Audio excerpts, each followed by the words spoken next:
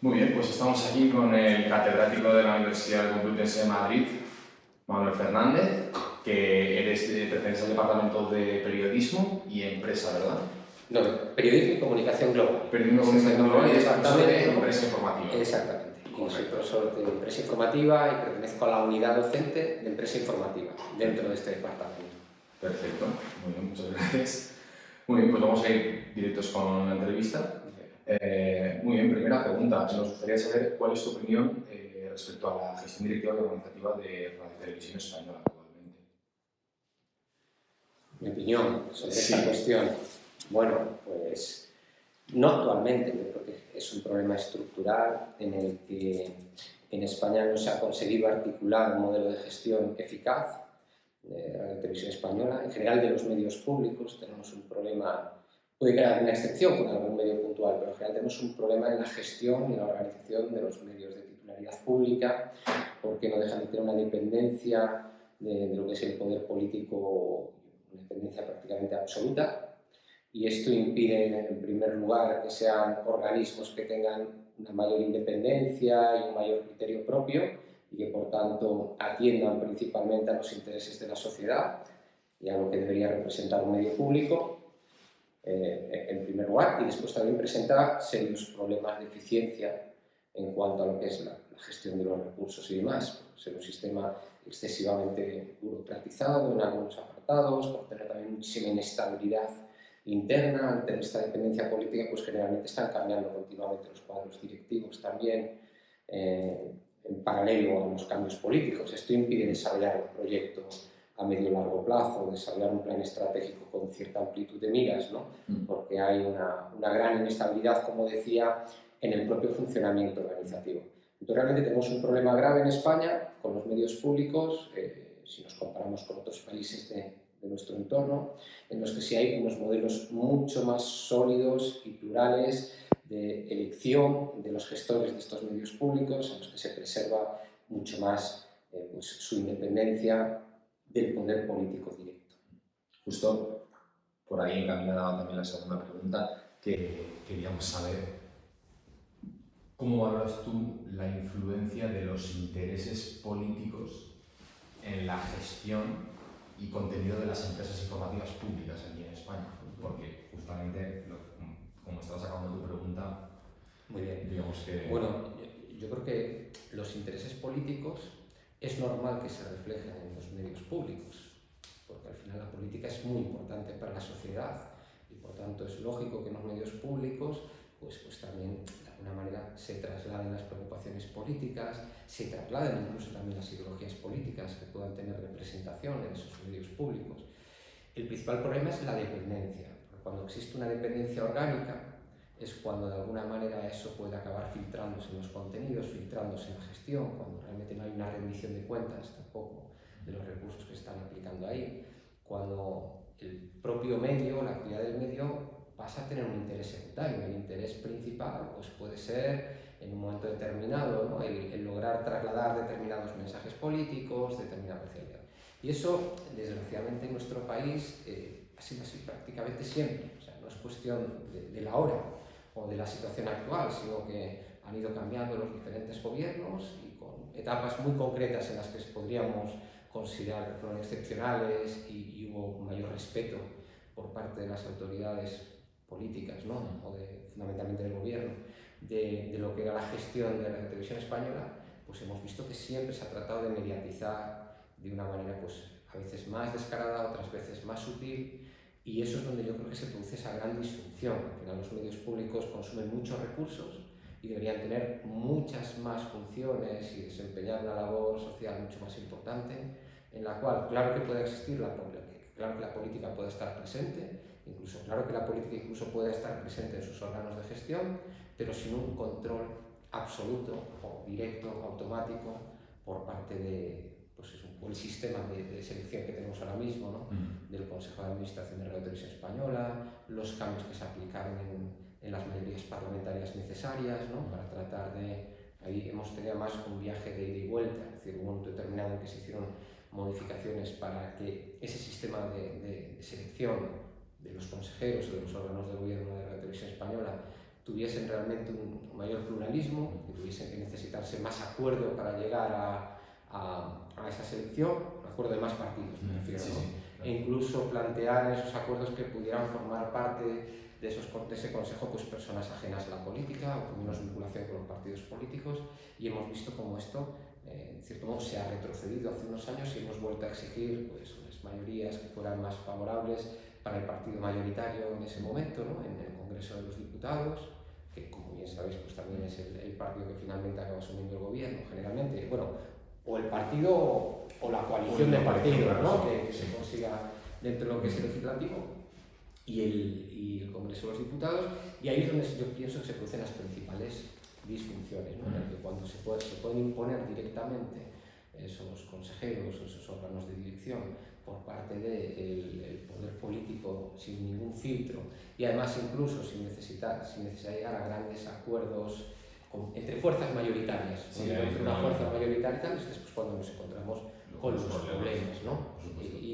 Y esto vemos que además no se trata de inventar nada. Hay otros países que tienen sistemas de funcionamiento de los medios públicos pues, que están también muy asentados, en los cuales pues, hay mucha mayor representación de diferentes sectores de la sociedad, de instituciones, por supuesto también los partidos políticos y el poder político, pero en un control absoluto. Y sobre todo se blinda el sistema para que precisamente los gestores de esos medios públicos pues, tengan cierta independencia a la hora de tomar sus decisiones. Y es un poco luego, claro, bajando en cascada, desde lo más alto del sistema organizativo a lo que pueden ser pues, las salas de redacción, etcétera, ¿no? Ya incluso el propio contenido periodístico, Correcto. Y desgraciadamente en España no es solo además el caso, insisto, de la televisión española, ese problema lo tenemos exactamente igual en los medios autonómicos. Y además en todas las comunidades autónomas donde tienen medios públicos, pues generalmente estos sistemas de dependencia, estas designaciones directas, aunque sea a través de órganos intermedios, se están produciendo. Este control, me atrevería a decir, control político de fondo también se está produciendo. Entonces yo creo que aquí tenemos una obligación como país de repensar qué queremos hacer con nuestros medios públicos para que respondan pues, a las funciones para las que fueron creadas y también pues, se rinda de una manera mucho más transparente, ¿no? Cuenta sobre sus resultados respecto a los recursos que consumen, que al final pues, son muchos. Pues justamente también la tercera pregunta ya va un poquito, has ido bastante encaminado. Bueno, ¿piensas si es justo que la mayoría de las propuestas de los nuevos consejeros pertenezcan al PSOE? Ya sé que prácticamente te has autocontestado a lo largo de estas dos primeras preguntas, pero me gustaría saber específicamente, meternos un poquito ya en temática. Bueno, no es cuestión, o sea, yo creo que esto no es cuestión de ser justo o no justo. Es decir, el sistema de selección que se ha aplicado ahora de consejeros es el que contempla la normativa vigente actualmente, o sea, es el que hay y es el que se está aplicando. Entonces ahí creo que el término justicia no sé si es el más adecuado.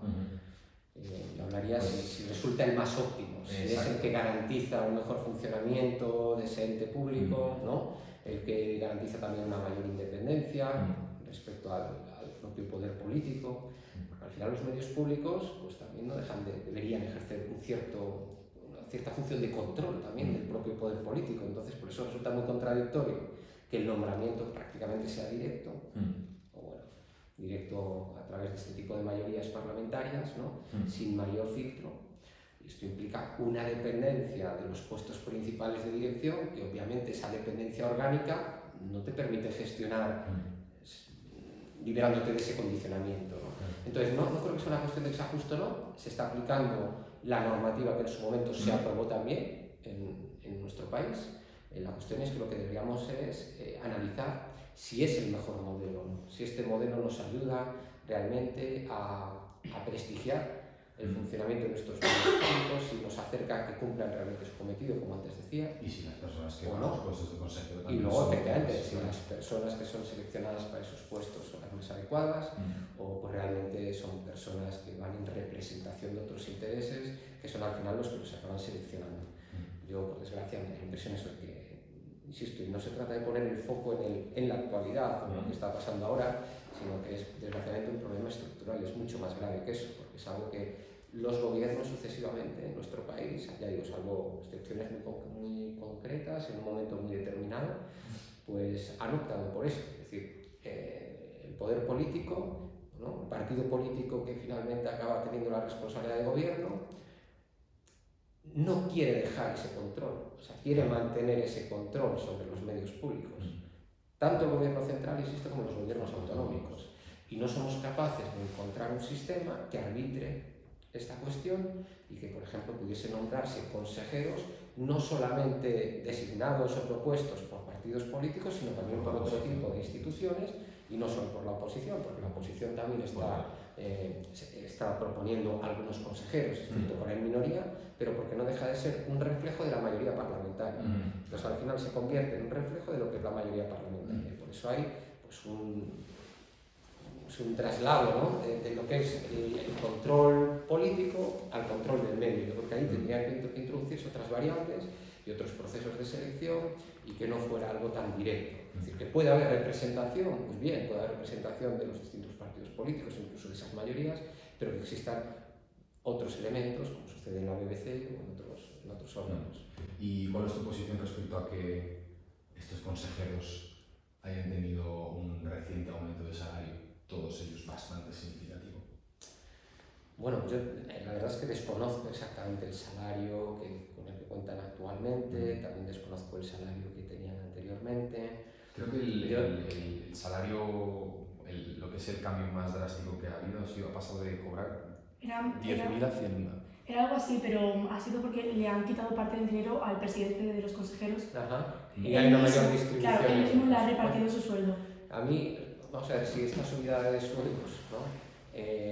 Representase una mayor eficacia después en la gestión, porque fueran personas más capacitadas, porque realmente hubiera un modelo de gestión claro y esto ayudase a que los objetivos fueran realmente, se cumpliesen, ¿no? con mayor rigor, pues no tendría ninguna objeción, ¿no? Lo que tengo son dudas que esa retribución vaya después acompañada de una mejor gestión, una mejor eficacia, ¿no? Tengo dudas sobre que esto es así, porque no creo en el modelo actual de selección de esos consejeros.